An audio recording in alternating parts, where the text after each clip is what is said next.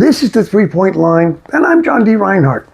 Today, we're creating this technical illustration of a pretty little blue Cape Cod style house.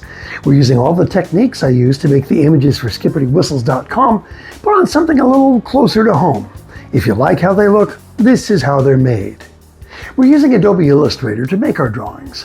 Our artboard is set to 960 by 540 points. I'm not sure if there's a best size for these images.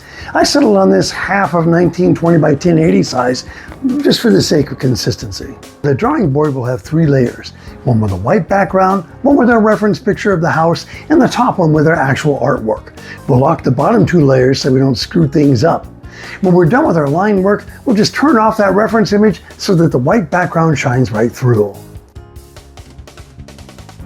Now the line weight is generally 3 points throughout. I draw it with this fuchsia color so that I can see it against the reference image. The 3-point line image looks good at this scale and allows us to use the 1-point lines for the finer details. Now as these drawings are representations rather than actual product images, we can take a few liberties, especially as this 3-point line tends to obscure the smaller details. The overriding philosophy behind them is that they have to look right, not necessarily be right. And that's an important and kind of fraying distinction. We're not slaves to our original images here. We are making art. The fence on the right side of the house gives us a chance to do some 1-point detail work. At the end of the day, we want there to be a fence over here on the right, and it needs to have these nifty pointed ends on the pickets. But it doesn't have to match the existing fence. For efficiency's sake, we're just cutting and pasting these little points across the top of this left panel. We'll cut and paste the picket lines, hey, we're not crossing picket lines here, to finish that left panel.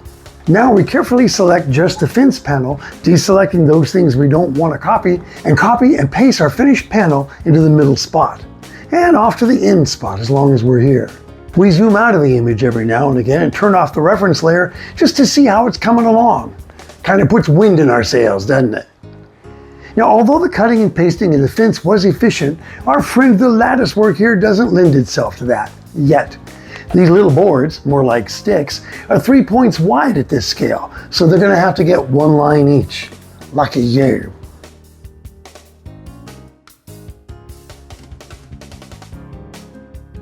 With the whole panel modeled, now we can cut and paste it. We'll use the Transform Reflect tool to reverse it horizontally. All we got to do is trim off the stubs hanging over the stair rail. There. What looks like a ton of work turns out to be only a half ton. Now the balusters on the porch railing, that's another story.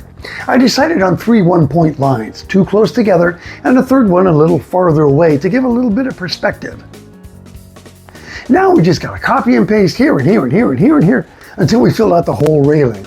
And then we copy and paste the whole panel and paste it over here on the right. Piece of cake, right? The long view shows us the folly of our ways. These chaps are too tall for the railing. One by one we press V to select them and C to copy them. And then we go back and highlight all the stubby little pieces and push delete. There has got to be a better way. After we've gotten the stair balusters in place and made that little rooflet over the back door, we discover there is a better way to trim these guys down. Select them all, and then just squish the selection into place. Idiot. From here on, it's just a joyful little dance of step and repeat until we cross the finish line to see the sum total of our work. It really helps to see it all in one piece. Throughout the entire illustration process, we've been careful to make sure all the lines around the outside, on the corners especially, cross one another and connect. And that's because the last step of our illustration is to create an Adobe Illustrator Live Paint object out of it. The Live Paint makes it all one line, so you want to make sure everything we've done is included. We set the color to this jaunty yellow just to make sure our Live Paint worked, and it obviously did. The Live Paint feature is identical to making your image into a coloring book. Any space that's divided by lines can be colored independently. Now, our editorial choice of working in 3-point lines precluded the inclusion of the clapboard siding.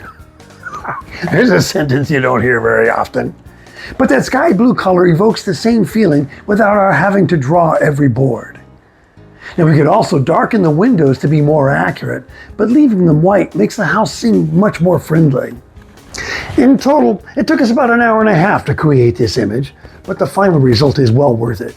If you like it, please don't hesitate to pop a like on this video, which if you like it, you might consider subscribing to. Take a look at skippertywhistles.com to see these images at work. The link is in the description. This is the 3-point line, and I'm John D. Reinhart. Thanks for watching.